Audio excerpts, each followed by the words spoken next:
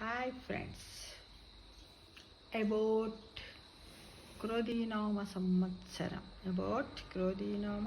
సంవత్సరంలో మనం ఎలా ఉండాలి, ఏమిటి అనేది చెప్పుకుందాం.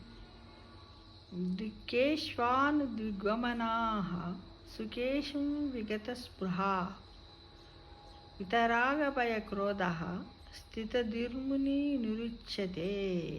ఏంటిది? దుఃఖేష్వానుద్విగమనాః సుఖేషు విగతస్పృహః వితరాగభయక్రోధః స్థితధీర్మునిరుచ్యతే.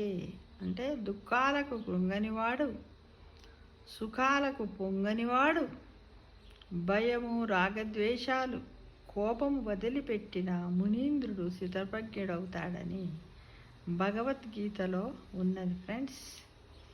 అందుకే మనము ఈ సంవత్సరం అంటే క్రోధీనామ సంవత్సరంలో కోపాన్ని విడిచి స్థితప్రజ్ఞత స్థితికి చేరుకోవాలని, అలాగే దానము ధ్యానముతో ఆనందమయ జీవితాన్ని ప్రసాదించమని సర్వేశ్వరుణ్ణి ప్రార్థిస్తూ మనం ఈ క్రోధీనామ సంవత్సరములో అందరము కూడా అందరితో కలిసి ఆనందమయమైనటువంటి జీవితాన్ని గడుపుదామా ఫ్రెండ్స్?